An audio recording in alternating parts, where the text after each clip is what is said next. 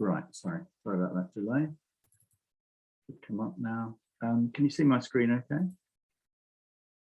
Yes, we can see it, Peter. Right, okay, it should go into full screen. Yeah, great. Okay, so very pleased to introduce more to you. I'm the scientific coordinator of the project based at the Centre for Transport Studies at University College London. And MORE stands for Multimodal Optimization for Road Space in Europe. And it's a very ambitious project. We're in our last 3 months now. And it's setting out to identify an existing and future pressures on the main roads in cities that connect the urban areas and their major attractors like city centres, ports, etc., with the national, international, TEN-T, trans-European road and rail networks. And we're calling these feeder routes. We're focusing particularly on the road, but very conscious of the rail and canal and so on. And we're designing tools and processes that will enable these key routes to be planned, designed, managed and operated in a way that makes them responsive to future pressures in a holistic and flexible manner. And that's where we're focusing very much on the road network, because that's the one I think where there are the greatest challenges. Where you've got dedicated track, rail or canal, you've got complete control. But in cities, roads are performing a whole wide range of functions, just not moving people and goods in and out of the city. And we're looking at things like dynamic space management, and including looking at the interfaces between the urban and interurban national trans-European networks. Obviously, challenges are there, but they're also growing in our cities. We've got increased population and employment. In many cases, more of a 24-hour city, so the activity is becoming intenser and spreading. In some cases, an aging population. In some areas, rapidly growing wealth and therefore growing mobility, and clearly more deliveries and services speeded up by COVID.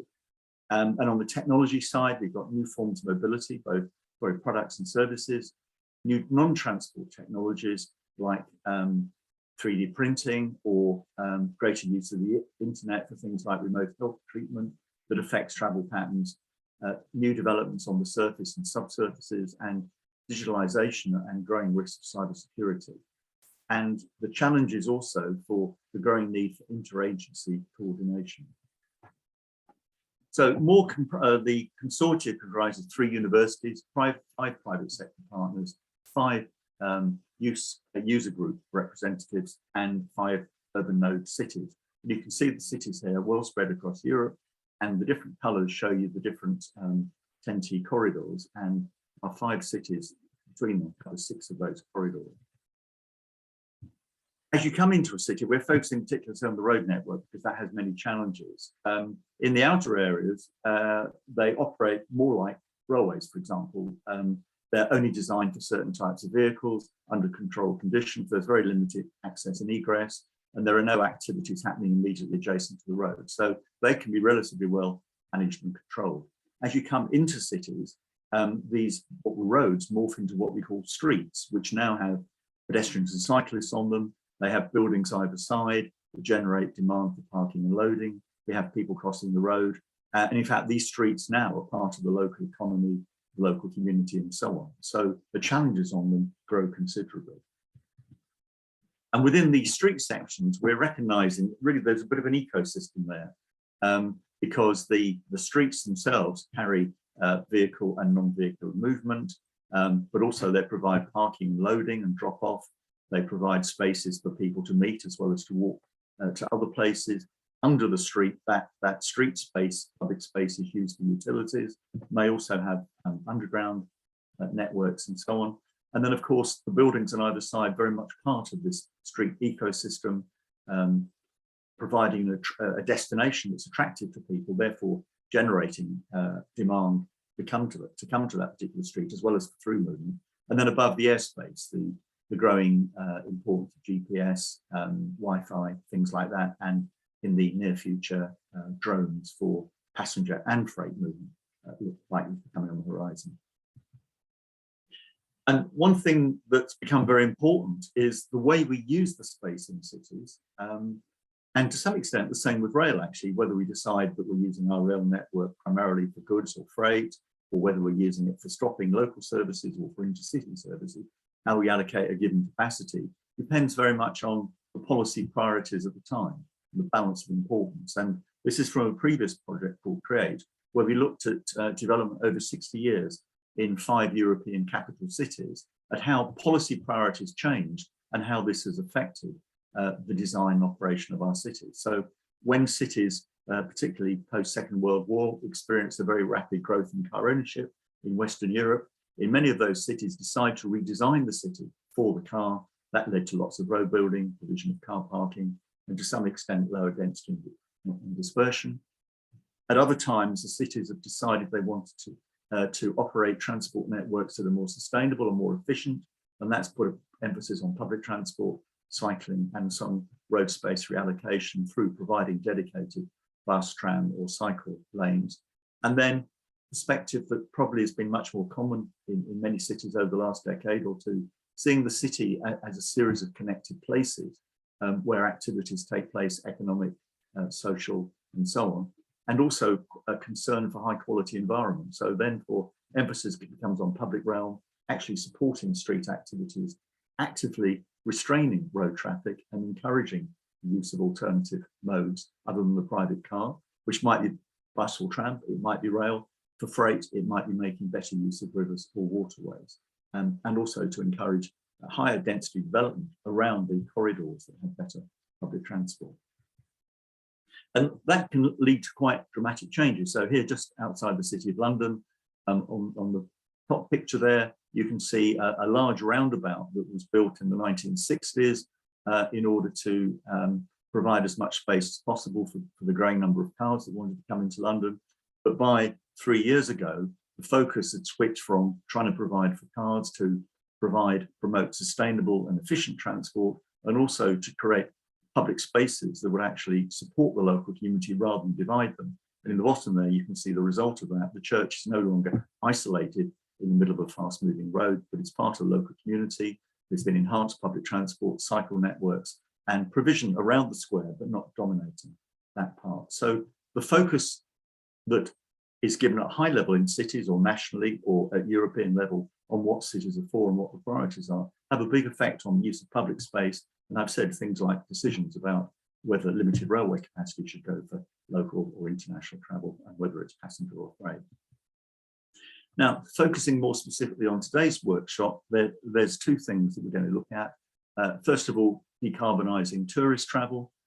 And that, in a sense, has 3 components. One is internationally, tourists moving from country to country or from various parts of the world. To what extent is there scope for changing that? And we would have seen recently in Europe that there's been greater overnight rail services offered as an alternative to air travel. And then when people do arrive, if they do fly in at an airport or goods arrive at a port, then how do they get to the destination within the urban node? And then for tourists, once they arrive in Berlin, Paris, whatever, as a tourist, how do they get around day to day? So that's the first thing we're looking at. And then the second thing is more generally the question of encouraging modal shift and the extent to which the aim of reducing car and truck use in cities can be supported by modal shifts on the TEN-T network, as I say, from road to rail passenger, and also making better use of waterborne for freight. And also where motor traffic is still used, whether there are transport points at the edge of the urban node that can promote sustained mobility within the city. And both these require interagency coordination. This is an example of London, the TEN-T network, a route coming in from the Channel ports, the A2 in central London. This is the area we've looked at in detail in London. And we've identified in outer London, the darker colour there is an expressway, which is only for vehicles. As you move in to the more red colour in the centre there, that's when it becomes a street. And those colours outside indicate the extent, the types of activities happening on or around the streets that need to be taken into account as part of the design. And you can see this thing about interagency cooperation. The boundary between Transport for London and the Highways England boundary is a rather arbitrary point, not out at the orbital network, but just from the road network point of view, a rather random point in between. The other thing I briefly mentioned is that historically, much of the traffic we see on the road and rail network or air networks is actually generated by other sectors.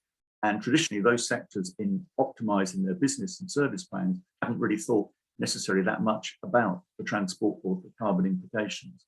Whereas now, with the aim for decarbonisation by 2050, it's very important that those organisations actually responsible for a lot of travel generation actually take responsibility for the transport carbon. And here's a very interesting example from the UK, where just under a year ago, our National Health Service produced a strategy to get to zero carbon by 2050.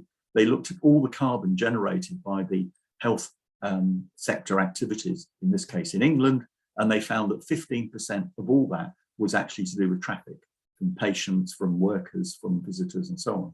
And they've seen it as their responsibility to actually deal with that carbon that's generated by car traffic, which is a novelty, mainly car traffic, which is a novelty because historically the NHS, for example, would make decisions about hospital location and so on without thinking about the implications for congestion, air quality, or anything like that. So I think this is the scope of something new, and I think these debates are starting to happen in the tourist sector as well, in terms of things like ethical tourism, which we'll hear about in a moment. The other tension that arises, this is a photograph, a picture of Manchester, but this is the growth in traffic over time. And the blue line at the bottom there shows in the city centre, central area of Greater Manchester, over a 20-year period, traffic went down by 40%.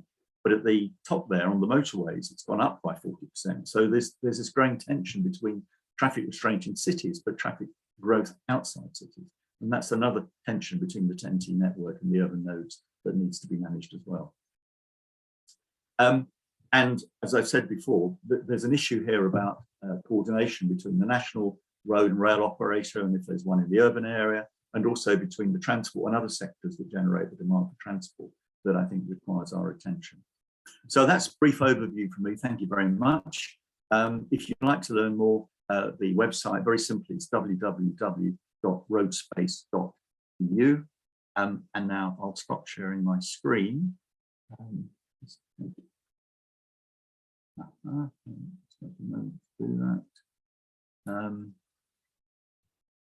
Yeah, great. Lovely. Okay, thank you. So what I'd like to do then is introduce the first of the sessions, which is around focusing on decarbonisation, taking the tourist sector. I briefly referred to the health sector, taking the tourist sector. And I'm pleased to welcome the first of our two speakers, Ed Lancaster from the European Cyclists Federation. So thank you, Ed, over to you. Thank you, Peter, and thank you for the introduction. I hope you can hear me okay. I'm also going to share some slides. Right, yeah, we can hear you fine. Perfect, okay. So indeed, yes, I'm going to be covering some of the topics there you referred to in terms of decarbonisation of the tourism sector, and it does, as you say, have some links with the health example that you shared there. I think my colleague Alexander Buczynski has participated in some of the previous workshops, and so we wanted to pick up something slightly different this time around, and this is a topic that we have become increasingly aware of in our discussions and trying to influence the TEN-T guidelines, the new ones that are due to be published tomorrow. One of the topics to come up in our meetings with the Commission was about the tourism angle, not always in a positive way. And so we wanted to focus on that during this session this afternoon and to explore it a little more. I can't confess I have all the answers here, and the idea of presenting this topic was to perhaps get people thinking, get the discussion going, because I think there is some missing information out there that's important, particularly in bringing these two sectors together, the tourism sector and the transport sector, because there are some clear connections between the two. So I'm just going to give a bit of an introduction to this topic to begin things, set the scene a little bit. Then I'm going to hand over to our colleagues at Eurorail, who are going to present the work they're doing in terms of trying to encourage more sustainable tourism practices across the continent, of course, through rail travel. And then I'm going to come back in again and give a short connection to the TEN-T, the connections to the TEN-T policy area, and where we think it could be improved in terms of how TEN-T could support making a more sustainable and environmentally friendly tourism sector in Europe.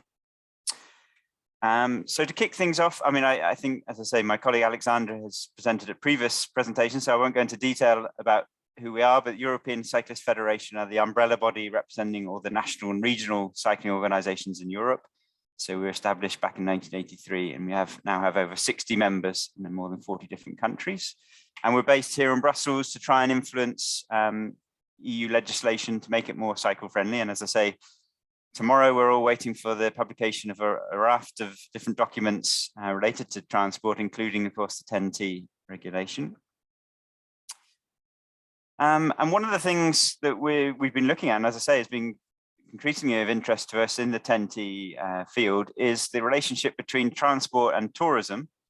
A lot of our perceptions of what makes a holiday, or going on holiday, or doing a tourism trip, is actually connected to transport. So whether it's be how you get to your holiday destination, you might be flying to a place in the south of the Mediterranean, or taking a cruise ship, but also the transport once you're in the destination. So it's not just about how you get there, but within the destination, as Peter referred to earlier as well.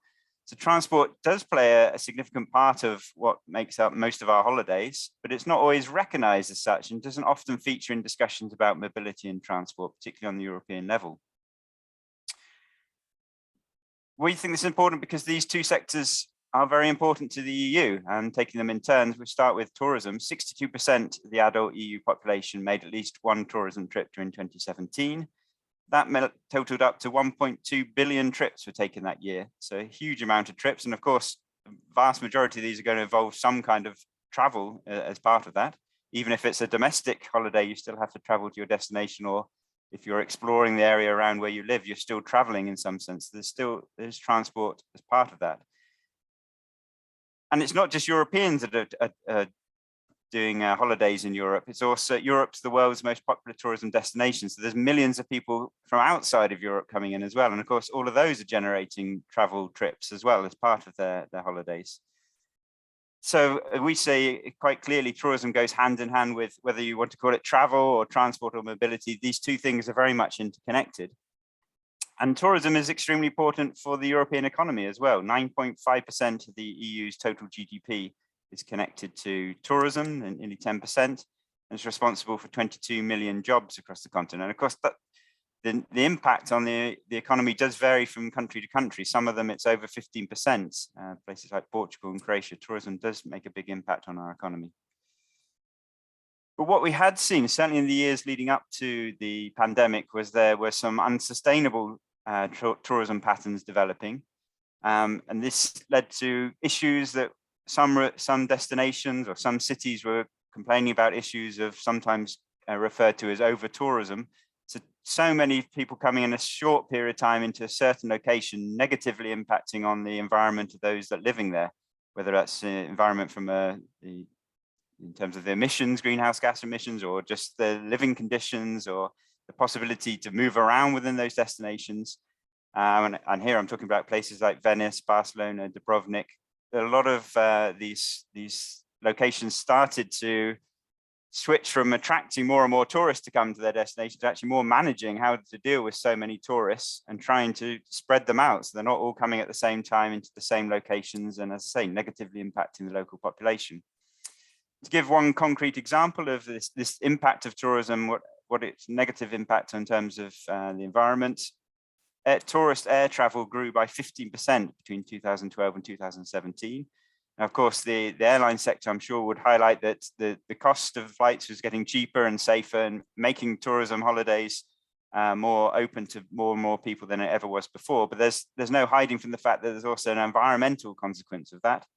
And as you can see, the bottom bullet point there, environmental impact from aviation increased quite significantly in all these different areas over a similar period, 2014 to 2019. It's a very similar period where touristic air traffic was growing, so was the impact on the environment.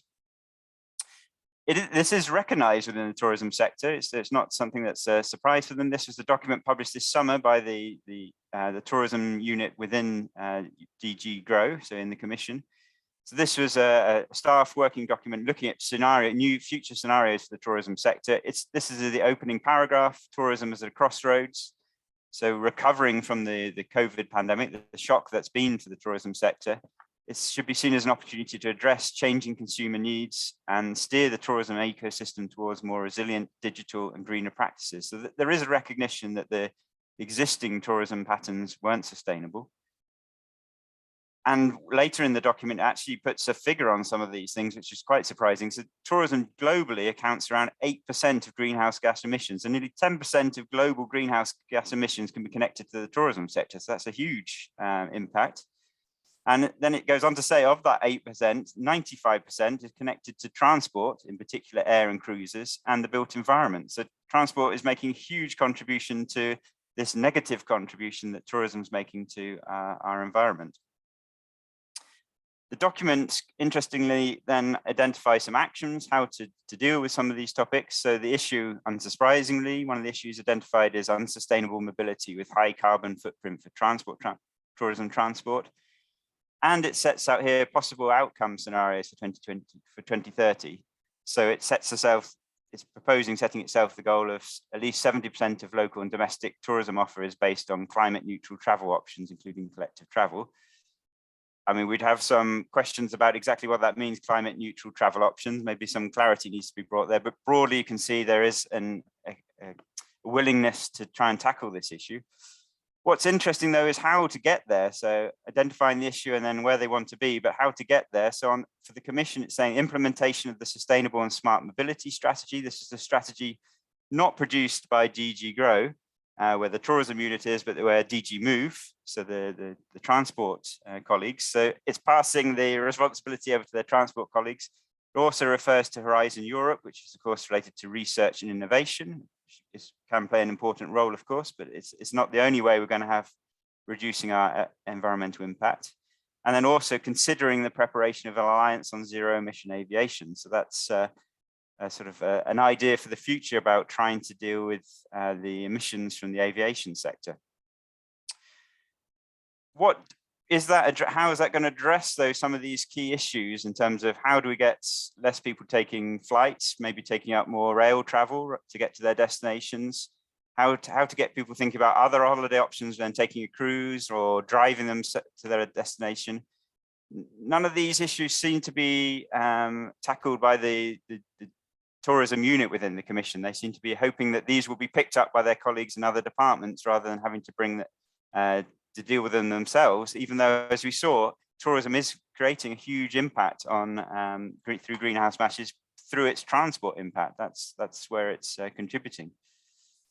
Switching then to the transport sector, again, it's another big sector in the EU economy. 5% of European GDP is connected to transport. It directly employs around 10 million workers. So again, it's another big sector.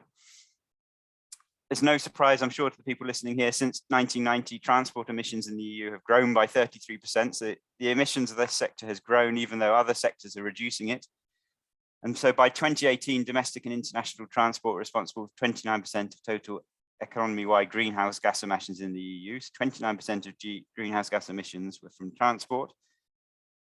Unsurprising, therefore, objective of the European Green Deal is to reduce the transport sector's greenhouse gas emissions by 90% by 2050. So a huge reduction is what's needed. And the Commission recognises that the success of the European Green Deal depends on making the transport sector more sustainable. So looking back, you may remember the tourism document was saying how to tackle this issue in terms of making the mobility more sustainable related to tourism sector. It referred to the smart mobility strategy. This was something that's adopted at the end of 1 year ago, at the end of last year, December 2020. That identified 3 pillars of future actions: and make all transport modes more sustainable, make sustainable alternatives widely available in a multimodal transport system, and put in place the right incentives to drive this transition. So all laudable aims, and these are all things we, certainly ECF, and I'm sure many other organizations agree with. Of course, the devil's in the detail though, how to achieve these things. And this document, in terms of references to tourism sector, and as we saw, tourism does contribute a lot of these trips. Only 3 references in the document to tourism. There's one in the opening sentence of the whole document talks about why we travel. And there's a reference that tourism is one of the reasons why we travel. And then there are two other references in the document, both in one paragraph about the impact of the COVID pandemic, how that negatively impacted the tourism sector. Of course it did. But these are very few references to quite a big generator of trips within the EU. So again, that brings us back to how actually are we going to reduce the number of tourism trips by people taking the plane to their destinations, or taking cruise ships, or driving to their destination, or all across the continent? Who's actually going to take responsibility for dealing with those issues? What's interesting is the market seems to be changing.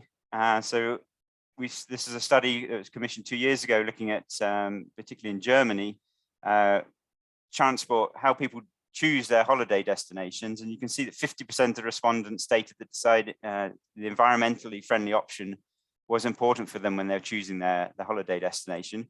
And that figure increases for those born more recently. So the newer generations are increasingly interested in this aspect and want to reduce their impact. This is reflected, and perhaps no surprise for you, when I'm coming from the European Cyclists Federation, I'm choosing this example, but in Germany, 5.5 million Germans went on cycle tourism trip during 2018, 8% of the total population. So growing numbers of people looking for more sustainable ways to do holidays. Just to bring an end to this sort of introduction to the topic before I hand over to Carlo, these are two important sectors, transport and tourism. And when I was putting together this presentation, I've been reading my kids the story of Dr. Dolittle, and those that are familiar with the story may remember there's an animal called the Puss Me Pull You, which is a creature with two heads. And it made me think of transport and tourism, because they're both intertwined. They're very connected, these two sectors. And on the face of it, both of them want the same thing. Both of them want to reduce the environmental impact that they have. But unless they're both collaborating and working together, then they're not going to move in the right direction, and there's going to be problems. And at the moment, we're not entirely sure, particularly on the European level, that these two sectors are working as well as they could do. And maybe this is something that's also happening on a national and regional and even local level. Are the tourism departments and the transport departments working together to ensure that we can achieve changes in our travel patterns going forward? So on that point, I'm going to hand over to Carlo, and then I'll come back again a bit later to connect this more specifically to the 10T policy. Thanks very much, Ed. So over to you, Carlo Buselli from Euro. Thank you. Thank you. Do you hear me? Yep. Yeah, perfect. And there should be also a presentation. I don't know who can support me, if it's possible. Otherwise, I would try to upload it from my... I can do it if you want, Carlo. You can do it. Okay, that's great. That's great. Okay, so first of all, I'm Carlo Boselli. I'm the general manager of Eurail. Eurail is an organization based in Utrecht, which is owned by a predominantly railway company, European railway company, and shipping companies in Europe. So looking at our first slides, it's just about presenting Eurail. So basically, our key product is the Interrail and Eurail passes, which allow to travel across almost 33 countries, and we have more than 40 participants. So we have basically two brands. One is Eurail, and it was the first to be launched in 1959, and it was for non-European residents. And then we have the Interrail passes, which were launched in 1972. Actually, next year will be the 50-year celebration. And this is for European residents. We have our own official channel, eurail.com and interrail.eu. And as I was saying, with the pass, we allow people to travel across 33 countries in Europe, from Finland to Turkey. And we have many carriers participating to our offer. And as I said, Eurail is owned by European railway companies and also shipping companies. There is also a Greek shipping company called Attica. This is our company. If we can move to the next slide. So I was listening to a presentation, and actually I must admit that during COVID time, we did go digital, which I saw is in line with with what we should expect in these times. So finally, we managed to pass from a paper ticket to a mobile pass ticket. The reason for being, let's say, the last in the industry is that we had to convince carriers based in 33 different countries to accept a ticketing standard, which we basically sort of created in order to make sure it would be acceptable also by railways who don't have devices at the moment.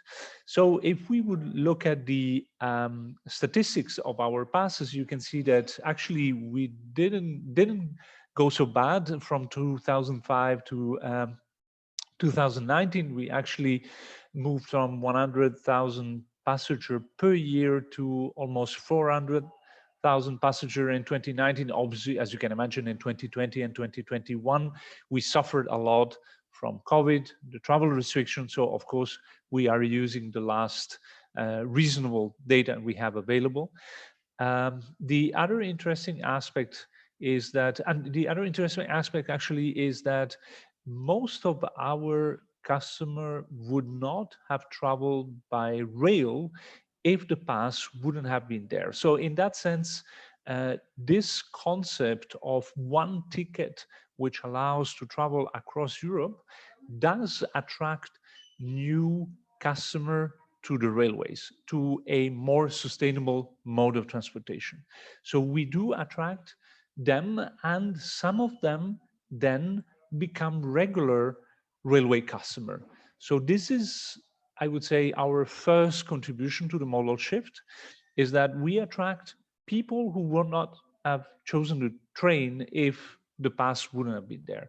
So looking at then another interesting aspect is the segmentation, so the age segmentation. Indeed, Interrail is still, I would say, has still the reputation of being focusing on youngsters, but actually, as you can see from the pie, there was quite a big shift.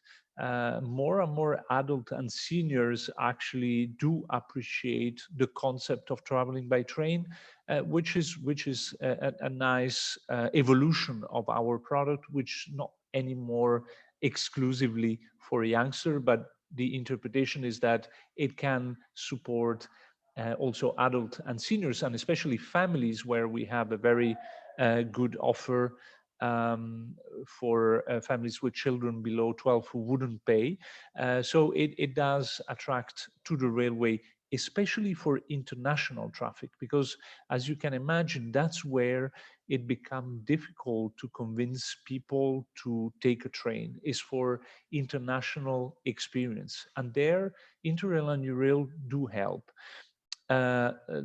Last comment on this slide, obviously, especially in Scandinavian country, we had this flight shame originating there, which did impact also the entire Scandinavian approach to flight, and as a consequence also to rail. And that's where we see a particular trend, explosive trend of customer.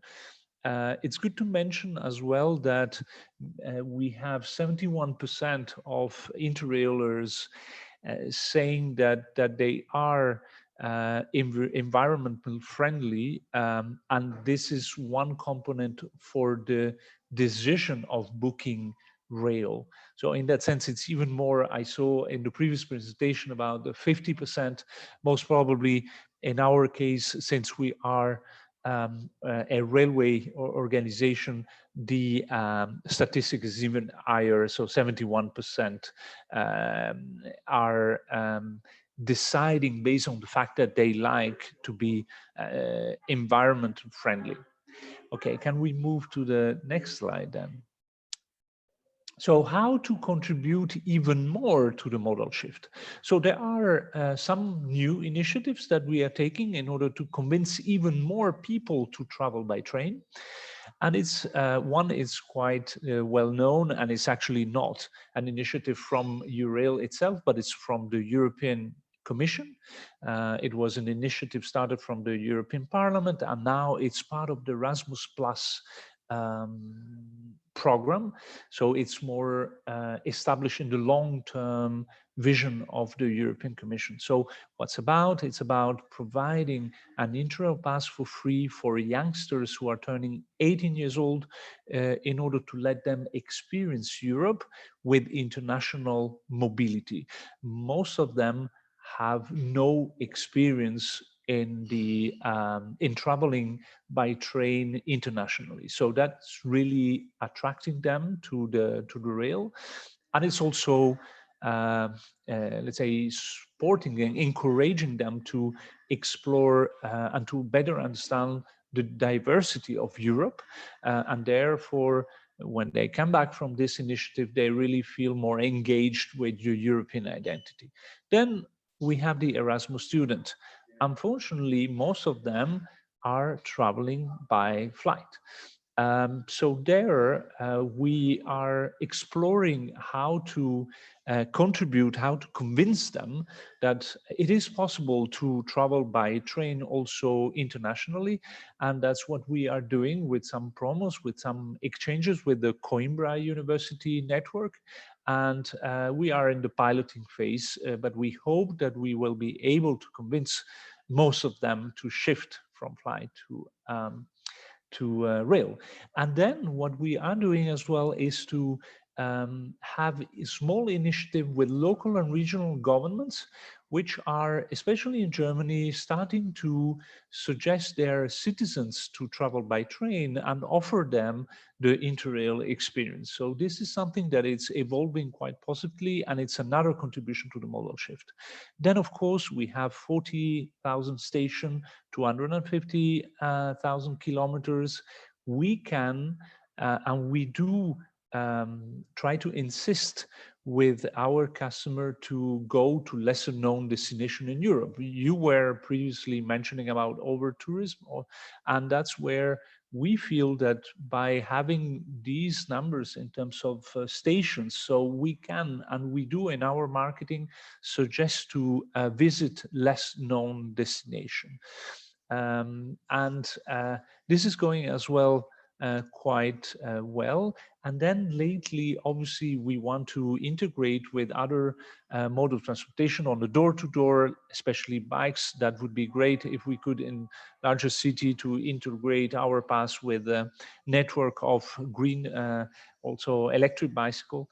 And lately, with the airlines, what we are trying to do, we do indeed compete, but at the same time, we can say that we want to cooperate where we can cooperate successfully. As you know, at the end of the booking process, any kind of airlines usually suggest to book a accommodation, but in terms of mobility, they always suggest the rental cars. And that's where we are working hard in order to make sure that that in parallel to rental car, a customer can also select a one of our product, either the one country pass or the global pass, in order to travel extensively by rail using our pass. That would be extremely interesting for an additional modal shift. If we can move to the last slide. The next one, yeah. So as I said before, extensive network, extensive number of kilometers, and it is true that, as also Greenpeace report says, the 150 busiest route of Europe can be traveled by rail, so you don't need other modes of transportation.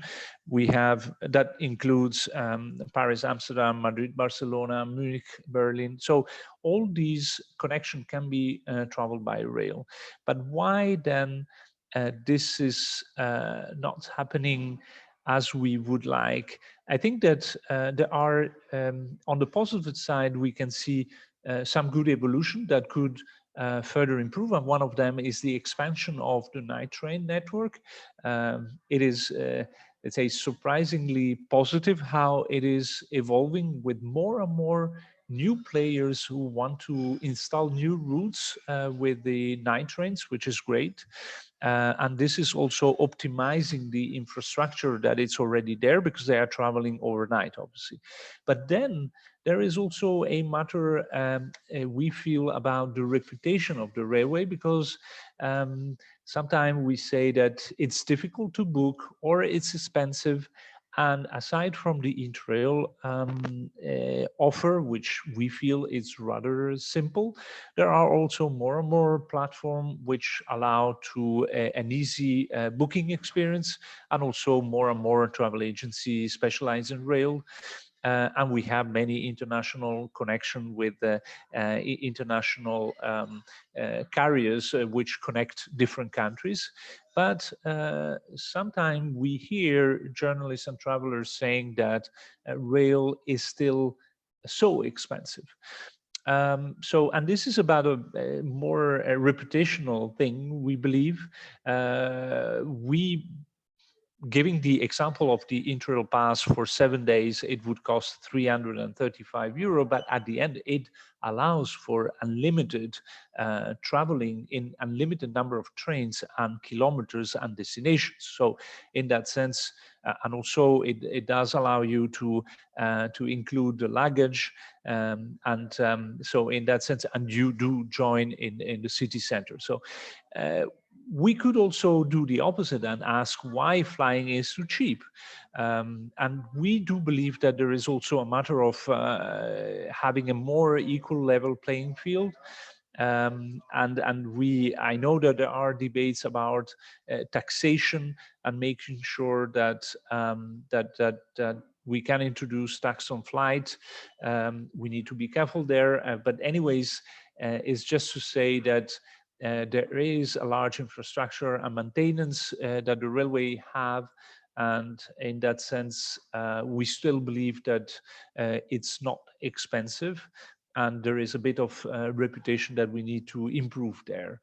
And then obviously, it's not only about railways. We are happy, as we show in the previous slide, to do our contribution to a modal shift, but it's also about an equal level playing field with taxation and regulation, and also local governments can play a role in promoting train as an alternative to flying, similar to the project like Discover EU that I was showing before. And of course, again, it's also a matter of each of us as citizens to take the responsibility on which kind of mode of transportation we want to choose every time we plan a holiday. So in that sense, we as a citizen have also to think about that. That was it from my side. Thank you. Thank you very much, Carlo. That was fascinating. And it's really interesting how much it's grown over the last few years as well. And to say that's linked to probably better marketing, but also people becoming more aware of the train in terms of its convenience, but also environmental benefits and things like that. And you mentioned there are now more overnight trains and so on, which makes that much more possible. I guess historically, having sold somebody a pass, you didn't really know how much it was used. But now, if they've gone digital, is there a process around where you can start getting feedback on where your passes have been used and how intensively? Indeed. So in reality, this was already the case with the paper pass, because interestingly enough, the way we can share the revenues with our shareholders is based on a travel diary. What improved massively is that now the customer is filling the travel diary in the app, and therefore we have quite a much better data analysis, and also almost, I would say, real-time data on where people are traveling to which destination. And this is really a big improvement, I would say. So in terms of analysis and let's say business intelligence, and also in terms of let's say travel behavior, it's a really unique set of data that is there now. That's fascinating, yeah. And that large growth, is that because of more people in Central Eastern Europe becoming rail users, or is it just growth in your conventional market? Do you know that? Well, actually, the two biggest markets, at least in the past, were UK and Switzerland, I must admit. The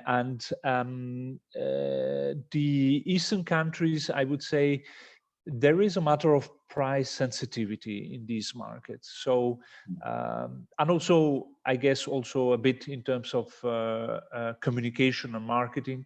But I would say that for the same reason why UK and Switzerland were largely using Interrail, I think that Eastern countries they historically thought that the price was expensive, but we hope that in the future there would be there as well more shift and more consideration for our product. But I would say that it's quite balanced across Europe. But for the Eastern countries, I would say less. But other than the Eastern countries, it's quite balanced. So Germany, France, Italy are all Netherlands, by the way, are all very country where the demand is increasing substantially. And you mentioned the growing concern about environmental and that, and you mentioned links with local cycle hire and things like that. Are you also extending that to maybe certain hotels that are seen as more eco-friendly? I mean, can this lead to a wider package of the ecosystem that you're involved in, maybe? I must admit, so far we were not so sophisticated, but it's a good point. I think it's something that we should consider in selecting our European partners, because you're right. If we have such an increasing sensitivity in terms of sustainability, we should also, in a way, manage to select properly our partners in order to meet this expectation. That's a valid point.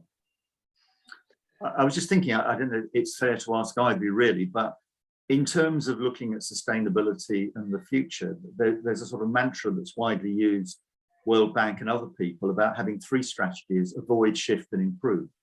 And the improved strategy is about decarbonisation. The shift is getting people off car and air onto rail and so on.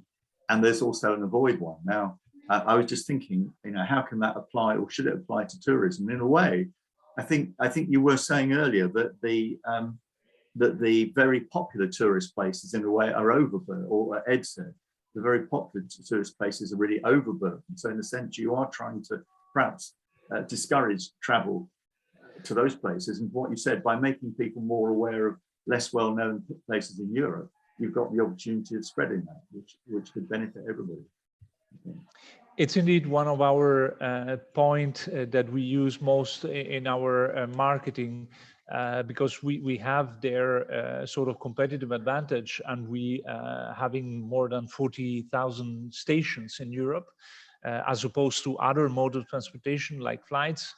Obviously, we can reach a smaller destination, and also we do believe that it's a way to contribute to a more sustainable tourism in the future. So that's definitely our long-term strategy.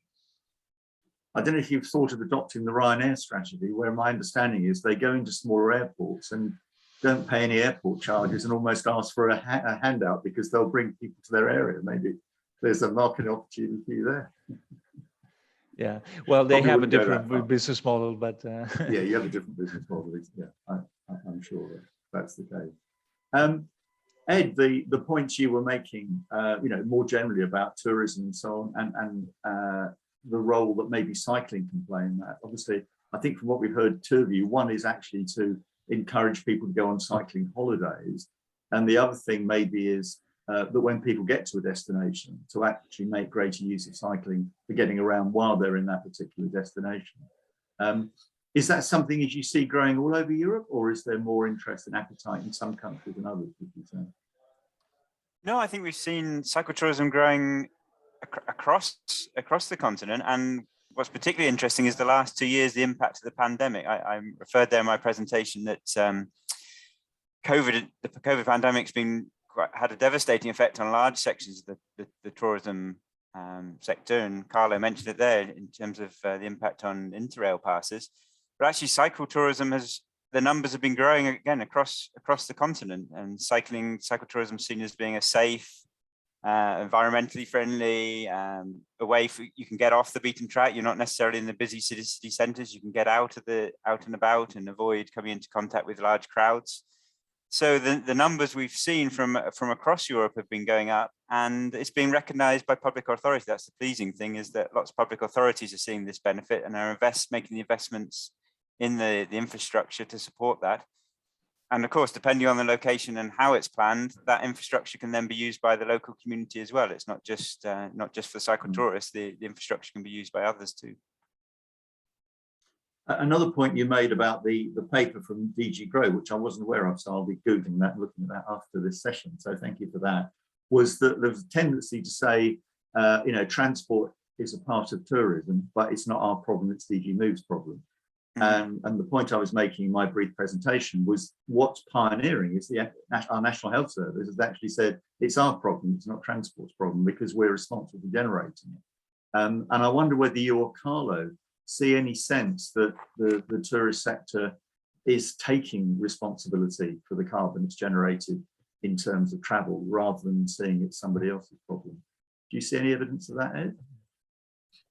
Yeah, I mean, I can perhaps start by saying, yeah, I think that the tourism sector has really woken up, and you saw that quite strong statement at the beginning of that document, tourism is at a crossroads. I think there is recognition across the sector that things have to change. It couldn't carry on, although there was continual growth for many years, it was recognized it was having a negative impact in certain ways.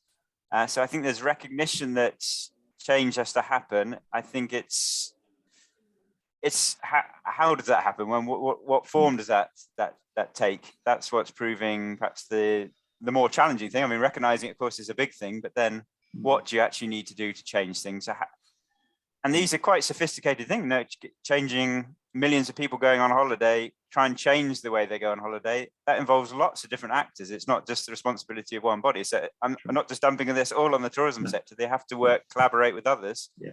I think that the point I was trying to make, which is the same as you, is it's something we have to look at together. And I think Carlo brought it down to the individual. We as individuals make decisions when we go on holiday, and that all has an impact in terms of the transport you use to get there, and then how do you move around once you get there.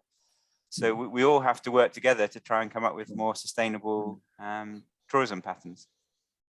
But Carlo, do you find that in a way some of the big tourist players are, as it were, coming to you and coming to the rail sector now and saying, how can we work together? Are they recognizing that you're an important part of the change of mix? Yeah, interestingly enough, even the airlines are shifting or are considering cooperating with us, knowing that we could provide an answer to customers who are traveling by flight. Take, for instance, all the tourists that are coming from overseas. Anyways, they will continue to travel by flight. But once they join Europe, they could, instead of renting a car, they could take the train. And that would anyways already contribute to a more sustainable mobility. And that's where I see that airlines are more open than ever before to integrate and to cooperate with railways. Obviously, there is what we will call co-petition, so they will continue to do their business, but they are more open to consider that because they do perceive that there is an increasing demand for more sustainable mobility. So in that sense, we need to provide an answer in terms of offer. And we see this becoming more evident also with airlines. I was thinking, what about local tourist board or hotels, when people are booking, actually give them a link or something and say, look, you consider coming by rail or something. Is that starting to happen? Absolutely. I mean, there are multiple additional ideas and initiatives that could indeed make more visible the options. That's completely true. I agree. Okay, thank you. Hey, sorry. Yeah, I was just going to add that, I mean, one of the things we've been trying to convince them to add a European cycle route network into the TEN-T alongside the other networks. And one of the comments we got back when we've been trying to do that is, well, that's just for that's a tourism thing. And of course, we'd argue that it's not only for tourism, so creating a European cycle route network, but even if you just take that, tourism, as we see, has a big impact, and it's not necessarily something that should just be dismissed, because it does contribute to a lot of travels across Europe, and therefore it's something that does need to be looked at by the transport sector, the mobility sector as well. It's not just the responsibility of the tourism professionals. Transport sector has to look at that as well. Because it generates a lot of travel, and it has a negative, as we saw, a big negative impact in terms of the greenhouse gas emissions. So it shouldn't just a final quick one, actually, Ed. I was just thinking, the last few years, the growth in e-cycling has been talked about in terms of extending commuter catchments for people cycling to work or something. But does it also potentially have tourist benefits for people who feel, older people or people a bit less fit, maybe being encouraged to cycle? Is there any evidence of it's stimulating tourist use as well as commuter use, e-bike?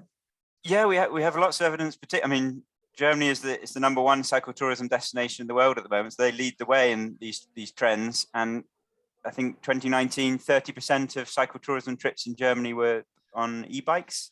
Okay. And as you say, there have many benefits of that. I mean, different age groups can perhaps now cycle tourism they didn't before, different types of skill sets. So it doesn't necessarily all have to be these fits people in lycra. You can have mixed groups now going off together, and it has a big impact in terms of the distances people are willing to go. So it changes the types of holiday. Again, if you can travel a lot further on an e-bike, then the types of offers, touristic offers that destinations can provide, the range increases a lot. They can do more different things with it. So it's really having a big impact on the tourism sector as well as the mobility sector. Okay. Well, I think we need to move on now, but I'd really like to thank Ed and Carlo. That was really very informative. And thank you very much for taking the time to join us this afternoon. Thank you. Thank you. Thank you. Pleasure. Bye. And now we'll move on to the other topic, which is obviously quite closely linked, which is the issue around modal shift in national, international journeys from road to rail and waterborne. Obviously, when you introduce waterborne, potentially we're also moving to freight and so on. But we talked about a particular mode and the possibilities there. But obviously, people travel nationally, internationally for all sorts of reasons. So many of these other sectors as well, there is scope for modal shift. So first of all, I'm going to invite Giacomo Potenza from the EU Agency for Railway to give us a presentation. Thank you, Giacomo. Hello, good afternoon to everybody. My name is Giacomo Potenza. I work in the analysis team of the EU Agency for Railways. Just a reminder, the EU Agency for Railways is based in Valenciennes in France, and we are in charge mostly of technical legislation for the rail sector in the fields of safety and interoperability. All policy-related questions and legislation are handled by the European Commission, specifically by DG Move. I cannot share my screen, so if could the host enable the function, please?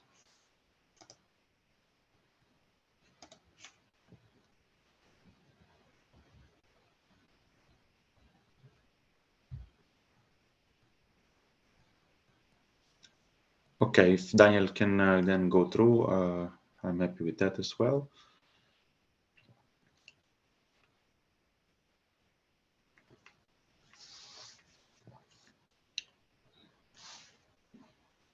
Okay, next slides, please. This is just an overview of the latest policy priorities that affect and are supposed to contribute to the growth of rail in modal share. As also was already said, transport is one of the greatest emitters in emissions. It's about 1/4 of greenhouse gas emissions, and this is specifically important in urban areas, given this is where most of Europeans live. The external cost of transport has been recently calculated in 987 billion euros, of which 83% are from road, with a mix of safety and emissions, but greatly due to environmental costs and congestion. And congestion is especially something that creates external costs to the economy and are not solved without modal shift, for example, to rail, so to modes which are alternative to road. The Green Deal, and as already said by previous presenters, and the Fit for 55 latest policy aim by 2030 for a 55% reduction in emissions and a 90% transport emissions and carbon neutrality by 2050.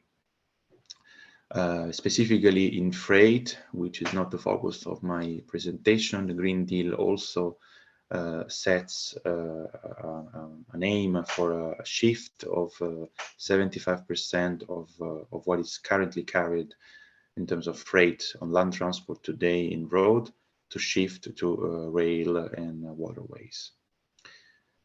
The latest policy document from the Commission is the Sustainable and Smart Mobility Strategy, published by DG Move about a year ago, which sets a number of targets. These targets are an update of what has been the transport white paper in 2011, and the new targets are related to the Green Deal. So this strategy is actually this transport follow-up of the Green Deal, and among them, the targets by 2030 are to have scheduled collective travel below 500 kilometers to be carbon neutral, to achieve 100 climate neutral cities, to double high-speed rail traffic for passengers, and to achieve seamless multimodal electronic ticketing, which is an element which is very important for users, for passengers, and is something where the rail sector still lags behind. Additionally, by 2050, the strategy aims for tripling of high-speed rail traffic for passengers, to have a fully equipped NT comprehensive network for high-speed connectivity, and to have a full internalization of external cost of transport, mostly in terms of environmental charges. This year has been also the European Year of Rail, as an initiative from the European Union to promote trains as a sustainable transport mode. And actually tomorrow, the Commission will present its new plan for boosting long distance passenger transport and a number of other initiatives aimed at greening transportation. We'll see more what comes out tomorrow. Next slide, please. What is the role of rail in urban mobility? As we all know, rail provides many cities mass transit for commuters, and it is part of multimodal networks coordinated by local authorities. For example, the RER in Paris, the S-Bahn trains in Germany, or Cercanías in Madrid, where rail is, together with other modes, part of the offer that enables mobility in cities, mostly in terms of bringing people from the outer part of cities into the core centers. Rail, as we said, is a most environmental friendly mode of transport and definitely a game changer for emissions reduction. So modal shift is definitely the cornerstone for the success of the targets we have seen earlier from the European Green Deal. Stations are a key transport hub in cities, and in many European cities, they are a focus point for people and businesses, as we know. Around main cities in urban areas, we have a number of companies or businesses getting based, and they are often a multimodal change point for people to travel across the city. However, urban rail nodes are often faced with high congestion on the rail side, and this determines delays and low quality of the offer, a lack of additional trains offered. So when trains are overcrowded, sometimes is not possible to add more, even if demand is there due to the restriction of the infrastructure. Other things that affect rail travel in urban areas is suboptimal travel speed. Trains in cities run relatively slow, and the frequency of services might be below demand. At the same time, in some cases, rail is not perfectly integrated with the public transport offer. Therefore, there is a lack of multimodal connectivity in key interchanging points. Clearly, these considerations are of a general nature, and they are prior to the pandemic. So we will see how travel patterns in urban mobility, and especially for commuters going to work, will change. But despite the future scenario will have some impact, it is fair to say, and also that important flows of people will come back to public transport networks. Next slide, please. So what is the challenge in urban rail transport? Why quality can be low, frequency can be low, while the aim is often to have commuter trains, local trains, regional trains, whatever you call them, to become metro style type of services that are frequent, fast, and sufficiently capable of handling a very high number of flow of passengers, especially at peak time. So this chart is showing a bit the dilemma of this challenge. In orange, you can see what is the usual offer of a metro service, where you have a very high number of trains, you have a very little heterogeneity and a relatively high speed, and it is a system which is quite stable. Metro runs on its own rails, doesn't have other interferences, and it is, besides reliability, is quite easy to manage from a traffic point of view. For trains, in an urban context, on the contrary, the number of trains tend to be less frequent than metro. So to have regional or urban trains below 5 minutes frequency is a dream compared to what can be achieved by metro.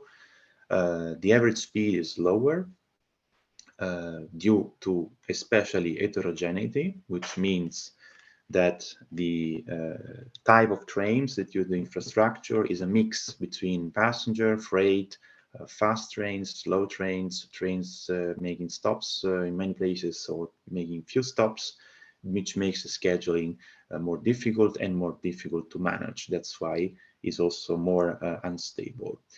The headway of trains, what we call in rail, meaning the distance in time between the end of the train and the other one, is dependent definitely on the infrastructure that is available in an urban node, on the technology, but especially on the heterogeneity of rail traffic. Next slide, please.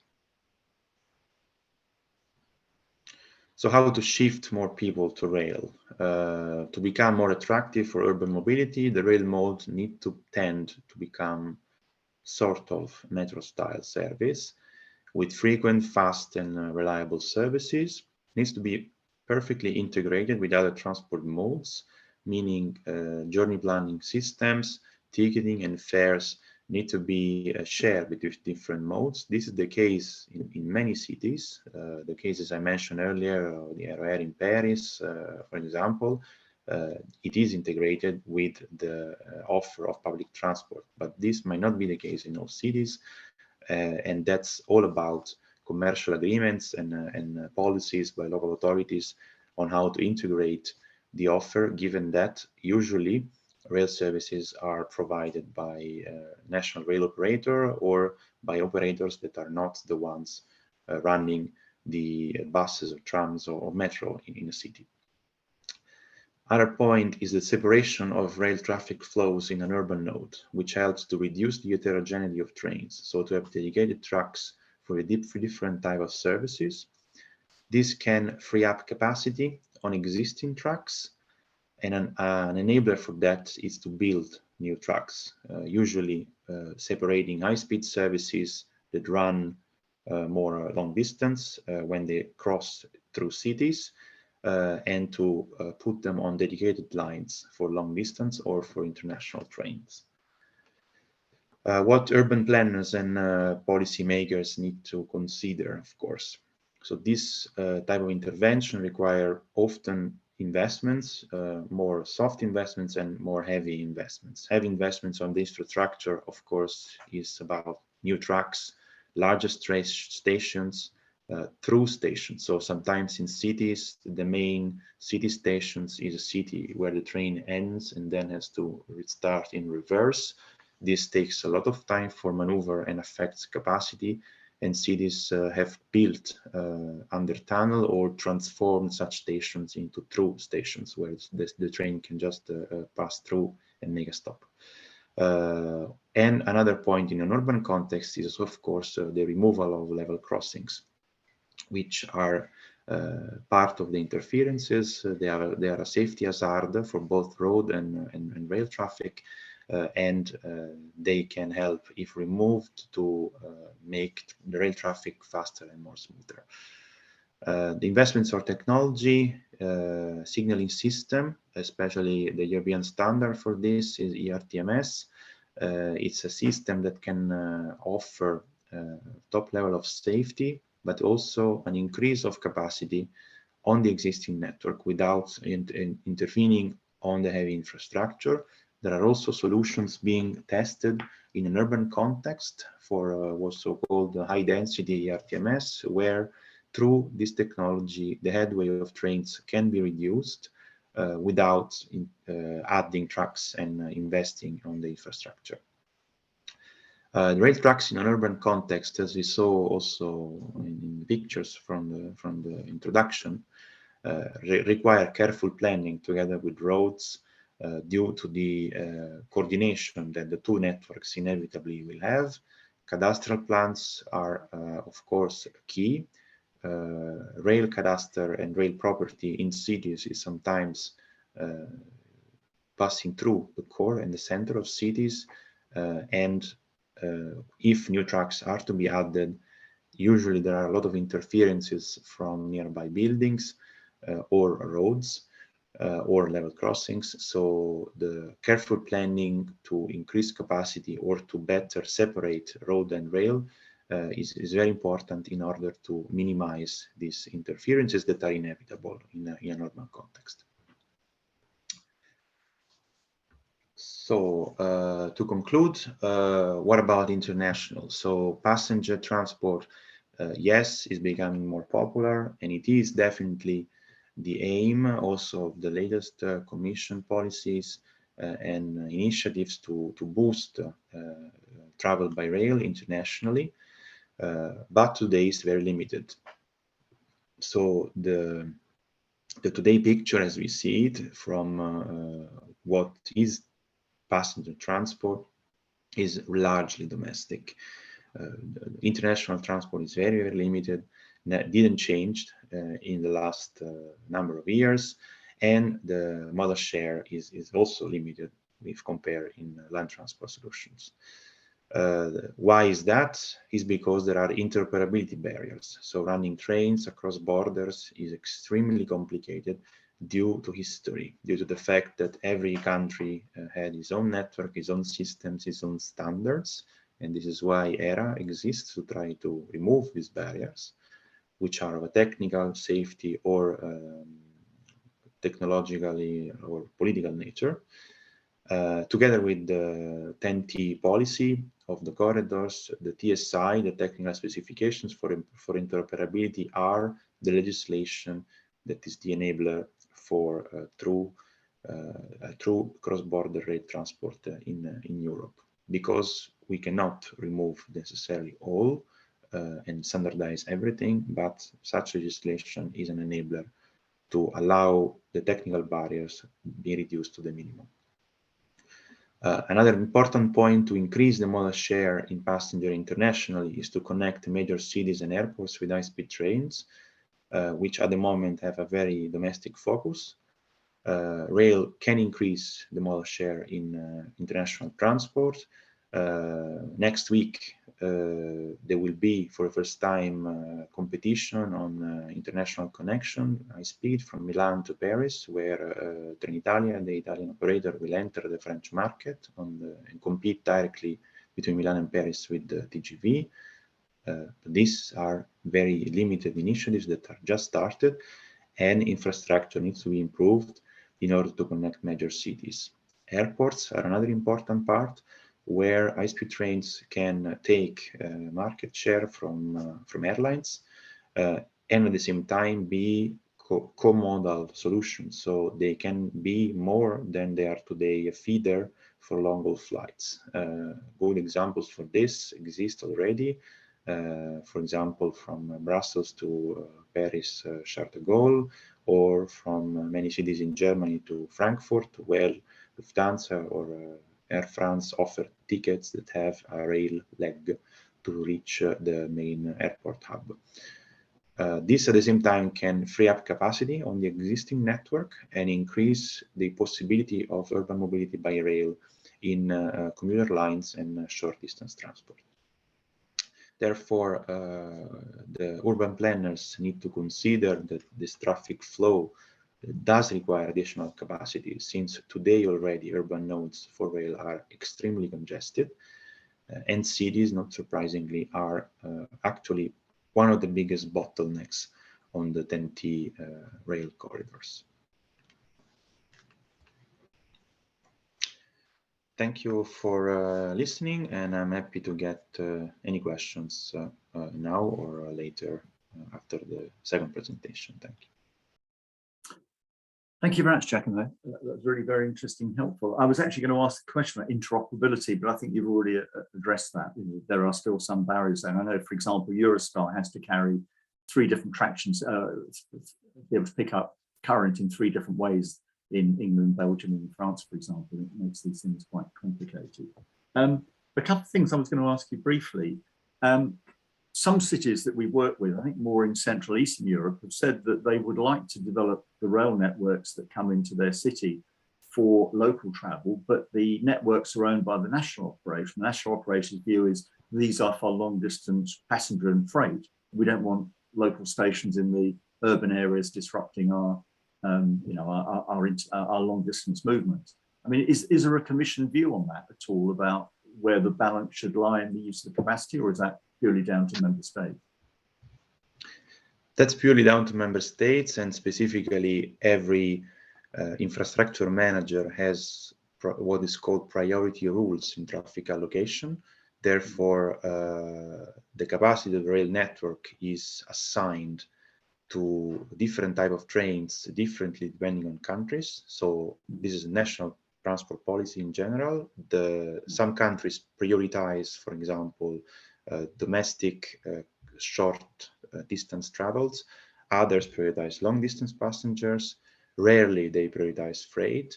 And these are things that are, of course, part of maybe tomorrow new announced policies. I don't know. Okay. But traffic management and traffic allocation is definitely an area where more needs to be done, and where probably, and that's what we also believe at the ERA, some more competence given to the EU level, being the Commission or the ERA, can help in order to achieve a more balanced allocation of capacity on the rail network. The example you mentioned, the Eurostar, is a good one because, for example, traction current that is different between some states, and specifically if you travel by a Eurostar from London to Brussels, Belgium has a network which has a traction current which is different from the one of France. Is not something we're going to change. This will stay because it would mean rewire the entire Belgium. But there are solutions to allow this not to be a barrier anymore. And the biggest barrier that RTMS can achieve is actually the signaling system. So the signaling system needs to be replaced to increase safety and capacity. And if you today people travel by Eurostar or by Thalys, you will, if you enter the driver cab, it looks like a Christmas tree because it has all the system, one per country, and the driver needs to switch off and on every time the train is crossing a border. This creates costs and complexity that makes the reason why railways don't invest much in international passenger transport, because entry costs are very high and running costs are very high for a market that is yet to develop. Okay, well, thank you very much. I had some other questions. I think let's move on to Maria now. Maria Boyd from the Waterborne Technology Platform. This is another important mode of transport that's being promoted in Europe, but we perhaps hear less about it than we do in road or rail. So I'm delighted you can join us, Maria. Thank you very much. Thank you, Peter. Good afternoon, everyone.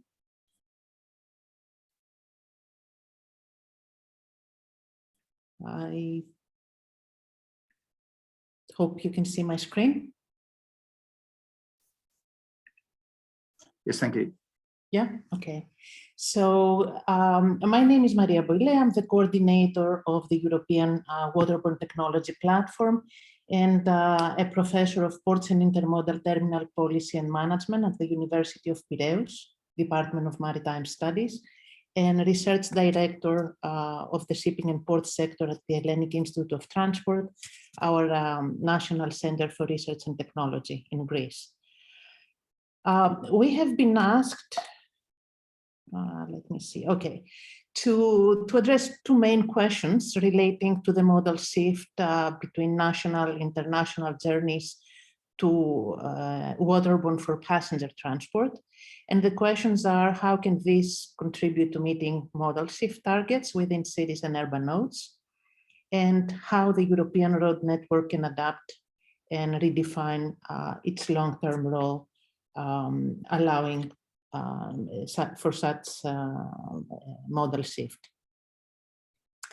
In the waterborne transport sector, two main categories fit under the concept discussed in this session, and these are the cruise and the ferry sector.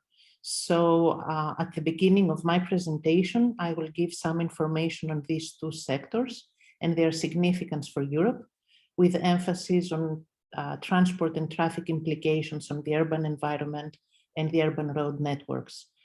Then I will touch upon the strategic research and innovation agenda for ports and logistics of the Waterborne Technology Platform, focusing on those elements that are relevant to the issue at hand. And I will then briefly touch upon some guidelines and good practices in connecting water and landside transport modes, and more specifically road transport. And we'll conclude my presentation with some closing remarks. This graph here shows the overall distribution of the capacity offered by the cruise sector at the global level. It is measured in bed days. And as we can see here, Europe is the second largest cruise market with 20%, 28% of the overall capacity, and also representing 54.2 million bed days in capacity. Out of this, 61% is the Mediterranean share and 39% is the North European share. And we have several port cities in Europe that serve as home ports or destination ports or transit ports. And you see an indicative list of such ports at the bottom of this slide. The same source indicates that the cruise industry generated about 148 million passenger and crew onshore visits at ports around the globe. These include passenger embarkations, transit passenger onshore visits, and crew onshore visits. The European ports accounted for 36% of these onshore trips, resulting in about 38.9 million transit passenger visits, 7.6 million home port passengers, and about the same number of crew member visits to European ports and port cities.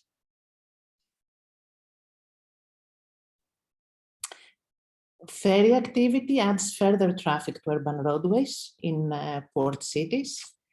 Overall, it is noted that about 419 million passengers pass through European ports. Italian ports handled 87 million passengers, and Greek ports accommodated 74 million people in 2019. And here in this slide, you can see results from a specific area, a study on the Adriatic Ionian region.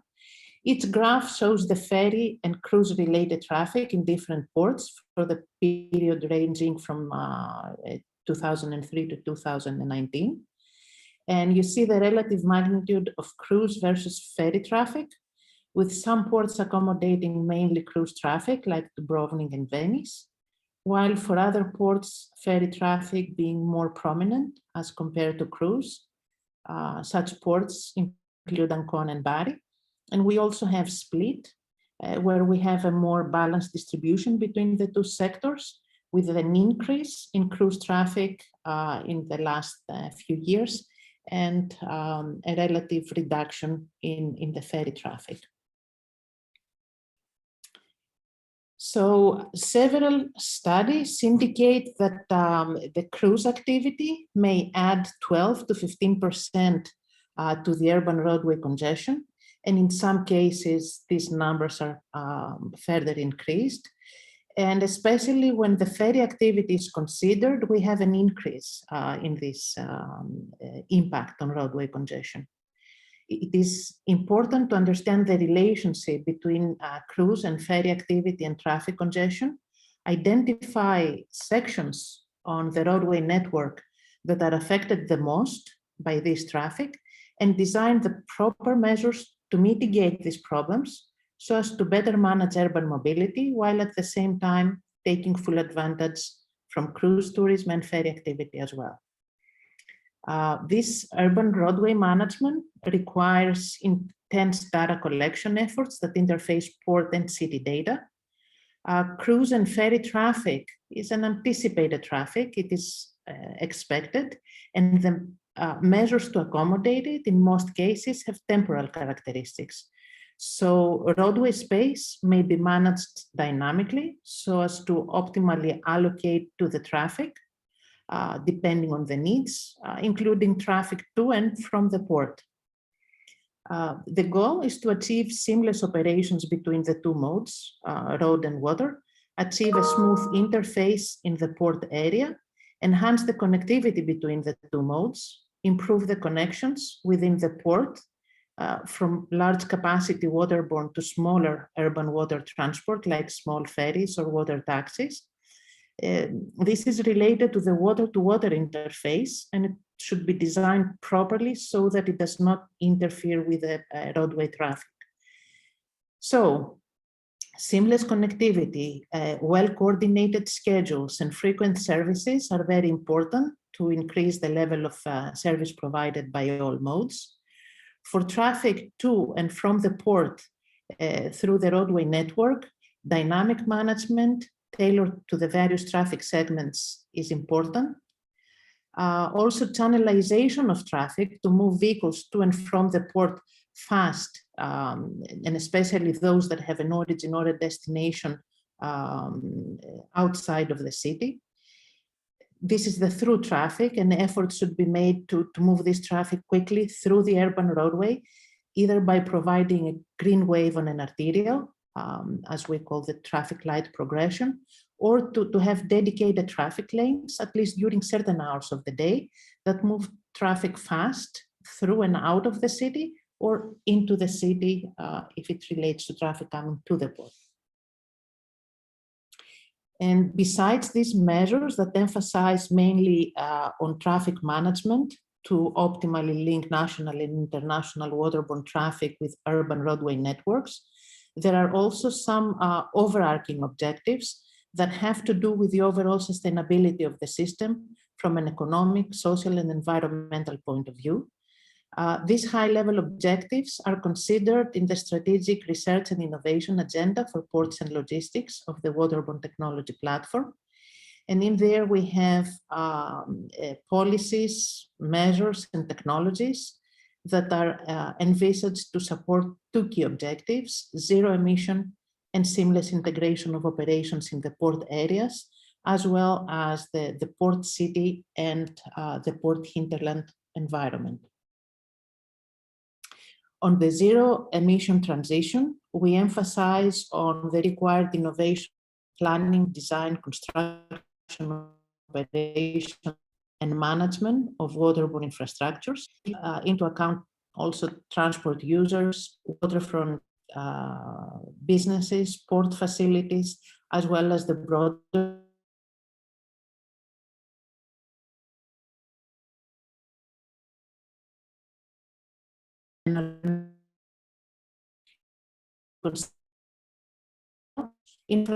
operations, taking into consideration the needs of roadway transport modes as well in a more integrated way.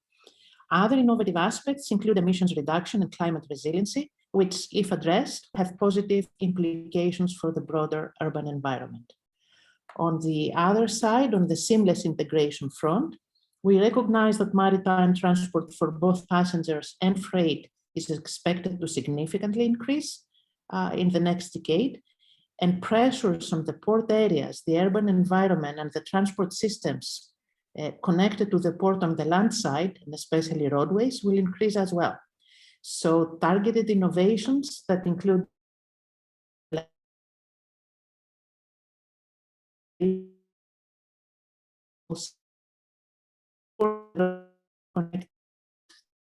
environment and the corridors leading to its hinterland.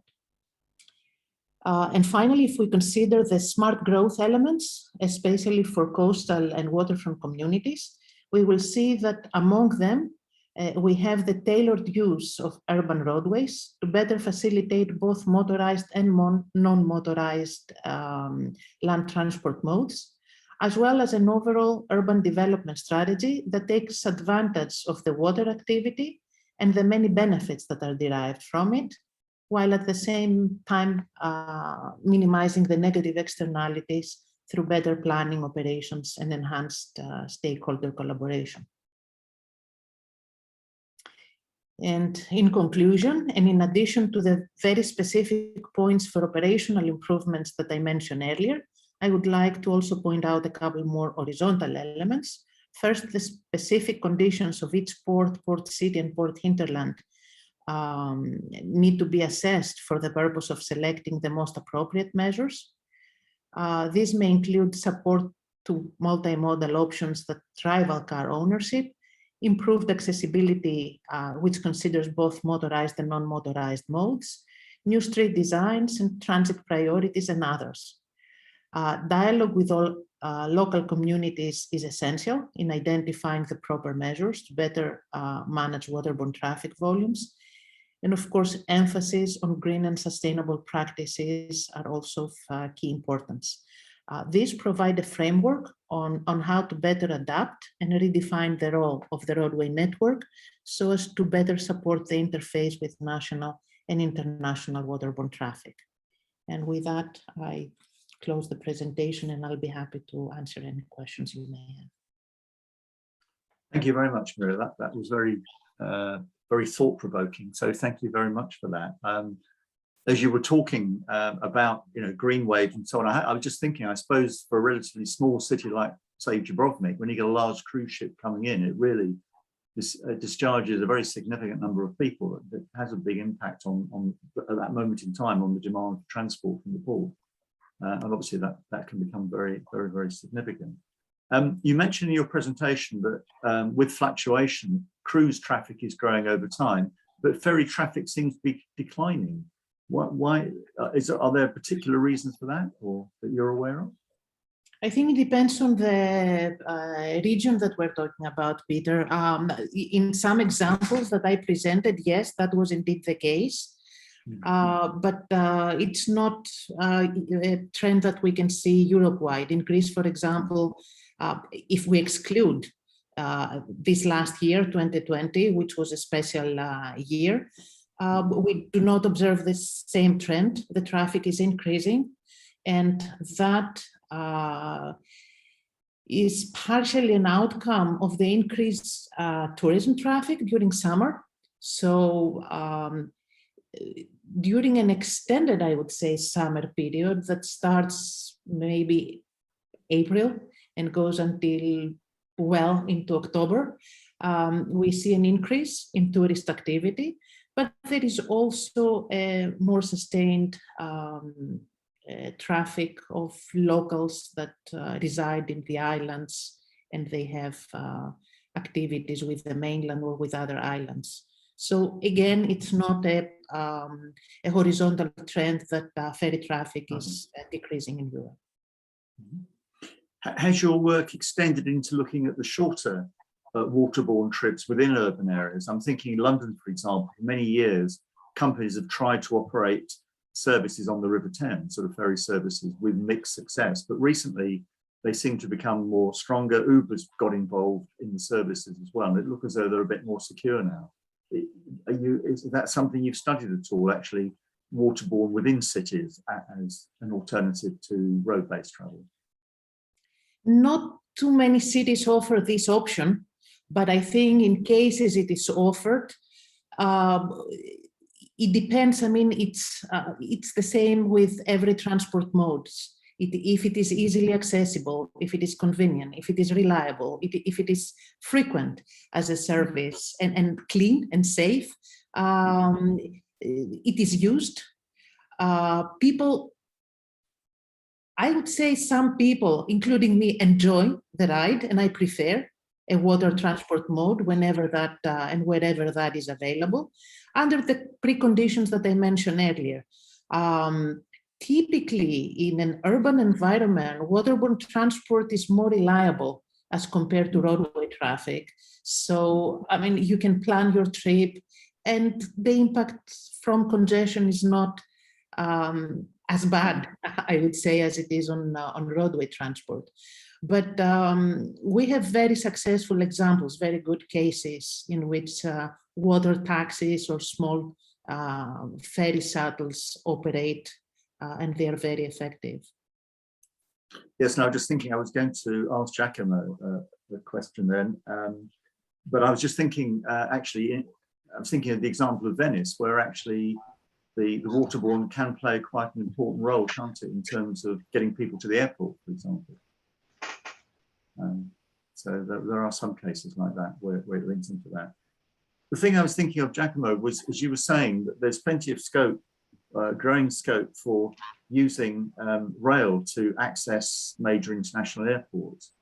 But I've heard people say the problem with that is that quite often international airlines, if you have to get an aircraft to join the main hub, it's actually cheaper than if you fly directly from the main hub. I remember years ago going with some officials from Brussels to Beijing, and in fact they came via London on British Airways, and their ticket from Brussels to Beijing was a lot cheaper than mine, although we got on the same plane at Heathrow.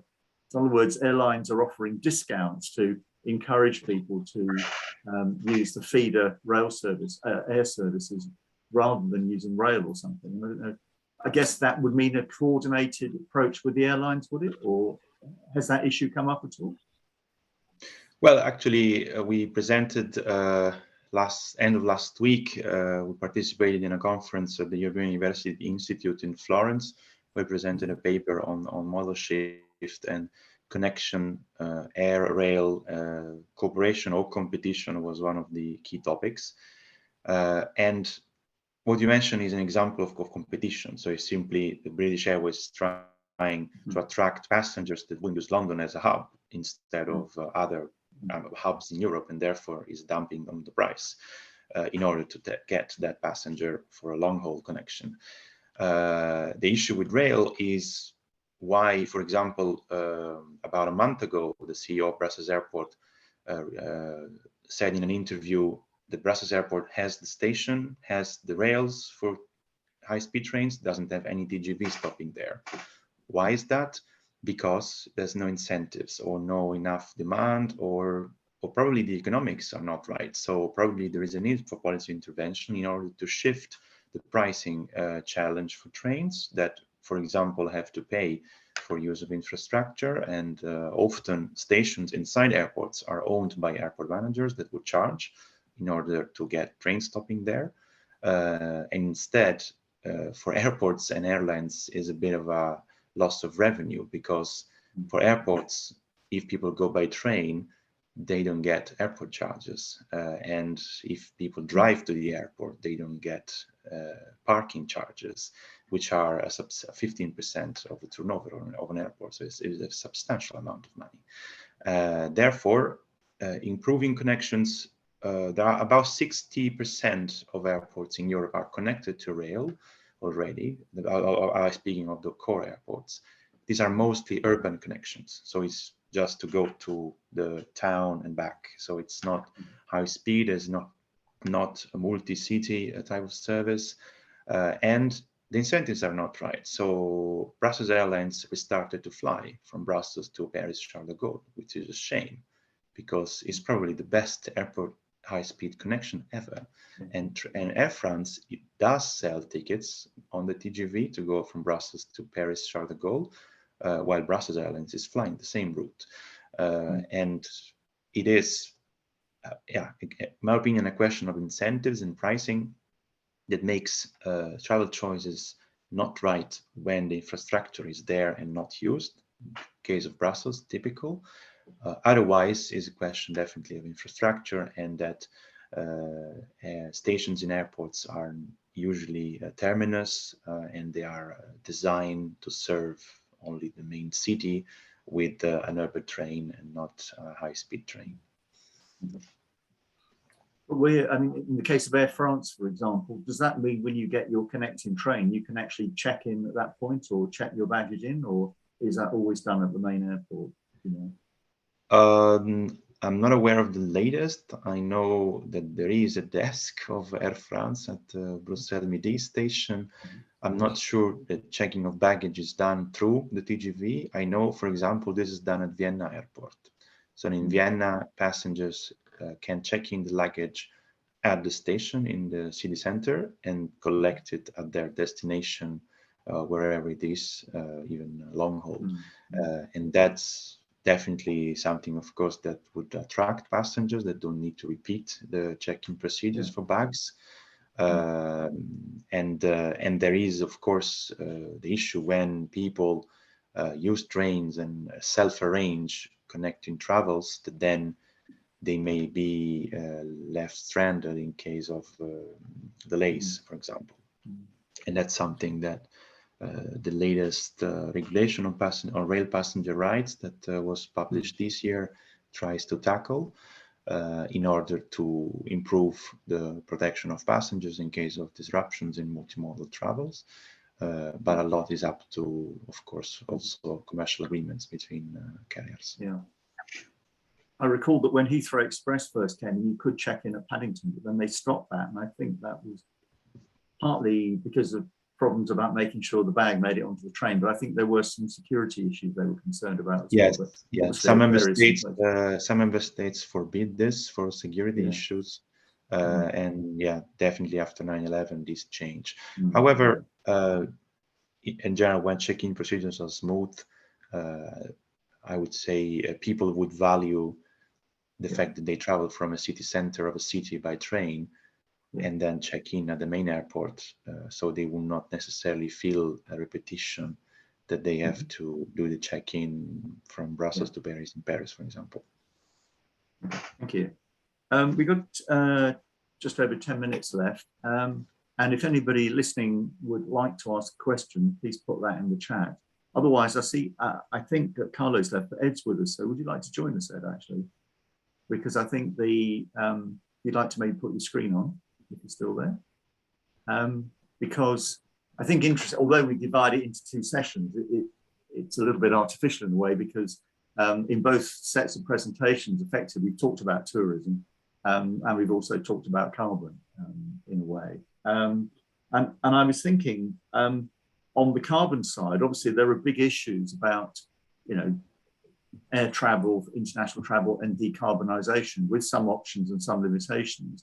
I guess on the waterborne side, I guess with ferries, maybe there is a potential possibly for, at least for the shorter routes, for having electric ferries, but presumably for the cruise ships, is there any real alternative to using heavy fuel? Is there a big discussion in the shipping industry about that at the moment, Maria?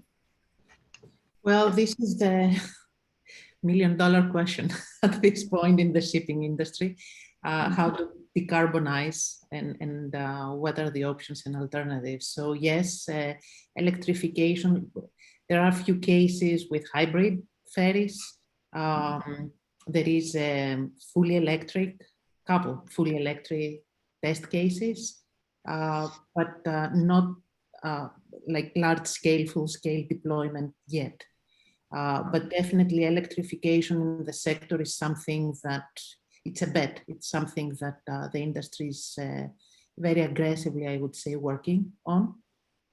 And for cruise vessels, again, with electrification, we're looking onto the power supply from the shore to vessels, so they do not have to use fully their engines while at the port.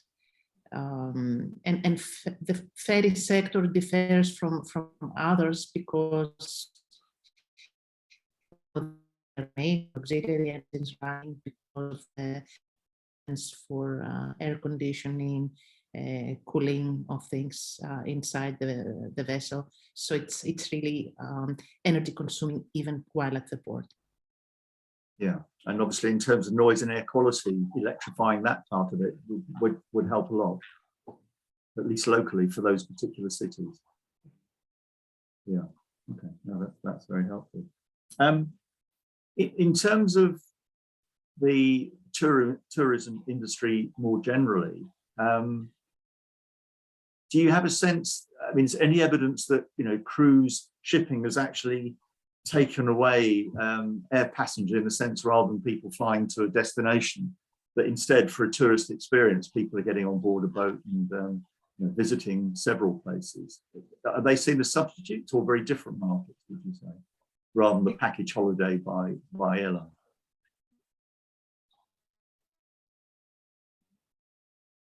I think it's a different market segment. So cruise passengers, the traffic overall seems to have an upward trend. So we don't see a decrease, and no evidence of you know, cruise activity losing share towards air traffic.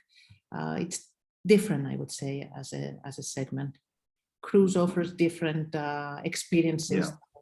You know, traveling to particular destinations by air. I mean, we heard from Carlo that there were starting to be links between rail and, say, local cycle hire or anything. I mean, does that happen at all in the cruise industry? If people are spending a day in a particular town or something, have there been any moves yet to actually people to be able to pre-book bikes or something before they get off board, off the ship, rather than going around in a coach or something like that? Has that sort of thing happened in the tourism industry yet, you know, with the cruise industry? I didn't hear the question very clearly because it seems that my connection is unstable, but you're saying if there are similar trends of connecting the cruise traffic within the city. So that if you're spending a day in the city, you can pre-book a bike or something, so you can then go around on a bike for the day rather than relying on a coach to take you somewhere. Most of the times the visits to different destinations on a cruise trip are pre-booked from the agents that are booking the whole trip. So when you go to different destinations, you have pre-booked options on day excursions or site visits and things like that. Of course, for home ports, it's different because people can go as they wish, like a few days in advance and spend time more flexibly. Sure. And but that again, if we see this year, it's few ports that work as home ports, and the share of related traffic on the shore is very small as compared to the overall number of trips from Ed, are you aware, Ed, I was going to say, are you aware of any discussions in the cruise industry and you know, the possibility of people renting a bike when they arrive, sort of thing, somewhere for a day or two? I know of some isolated example. I don't know if it's a trend in the sector as such, but yeah, I mean, it's a great way to get people out of the city centres rather than just dumping hundreds of people into the middle of these busy city centres, which are busy anyway. It's a great way to get them out of those city centres and out, and hopefully spending some money in little restaurants and cafeterias, museums, away from the city centres, try and spread this economic impact that they can have. I was just going to make a comment about Giacomo's presentation. This fact that at the moment international train travel is staying pretty static and not so not that high, less than 10% now, I understood. I mean, this is obviously the key thing to try and make the tourism sector more sustainable, is to try and encourage more people to take their trips by train if they want to travel around Europe. So that this is a challenge. I understood that he explained the various challenges of making that more, this interoperability we keep hearing about. And I understand it's a complicated thing, but really there is growing interest, I think, from the consumer to try and do that if possible, particularly for the shorter distances. I mean, there are some destinations which will remain difficult to visit without using airlines for various reasons. But yes, certainly shorter distances, there should be a move to try and do it. And yeah, anything the sector can do, I think, would be welcome from other people that are connected to that. And certainly the cycling sector for sure. I know a lot of cyclists like to bring their own bike with them when they go on holiday. And so the possibility of being able to combine that bike and train combination is so important. So we're willing to support you in trying to achieve this and try and increase the percentage of people that are doing that. But it sounds also maybe ESF should be talking to the main tourist operators in Europe as well about the possibilities for adding, for cruise ships and things, adding in bike hire as part of the options that people get when they arrive at places, maybe. Mm-hmm. Must be a new market there. But one question that's been asked is, Maria, do you know what percentage of cruise passengers actually reach the port by air? Is that very many? Do people fly in to start their cruise, or do you know that, or is it not very significant? You're on mute, sorry. I don't have that information off the top of my head, sorry. Okay, that's fine, thank you. We're just coming to the end of the session. Would Maria, Ed, or Giacomo, is there anything else you'd like to say before we close the session? Maybe just one point, given your network, you have London, that one example that, in my opinion, is Crossrail as a gigantic project of urban rail in a very complicated urban context. It is the Elizabeth line is probably a cornerstone of urban mobility in Europe, and it has been, and it should be studied further from other cities, in my opinion, as especially the financing scheme, whereby not all of the tunneling has been paid by the government, but also by landlords that have been experiencing a tax or sort of a charge in order to pay back the fact that their property would get better accessibility and therefore increase the value. And this is a very interesting concept that is very rarely used in continental Europe, I would say, but could be an interesting way to finance infrastructure in an urban context, because at the moment, most of rail or metros are built with government money, and an area that gets a station, a metro nearby, automatically all the properties around increase in value. But this value increase is at the benefit of the landlord of that area, and not, and it's paid by the taxpayers. And so it's kind of a Christmas present in a way. If you are lucky enough to own an apartment where a new station will be built, automatically your apartment will become more valuable. And a tax on this increase in value could help to finance more infrastructure, in my opinion. And Crossrail has been a great example in this respect. Actually, also 20 years before, we built the Jubilee line that went opened up a new area of South London and across into Canary Wharf, the new financial district. And one of the developers actually wrote a short book saying, "Thank you very much. I made a profit of £800 million and didn't have to pay anything for it," which sort of made the point that you're making, I think. Oh yeah, definitely. Yeah. Perhaps worth mentioning on Crossroad, it is an amazing engineering feat going through the centre of London. At one point, the tunnel boring machine came within 20 centimeters of an escalator on where the underground was. Amazing feat of accuracy. Very, very, very impressive. Okay, well, thank you very much. Thank you, Maria. Thank you, Ed. Thank you, Giacomo, and also thank you to Carlo. I found it really interesting and useful. Let me just hand back to Daniel. Open the proceedings. So I think I'd like to, having thanked everybody, go back and invite Daniel just to close the proceedings. But thank you all very much. Definitely. Thank you all, to all our speakers, to all our participants of this 5th edition of the TNT workshop. We will be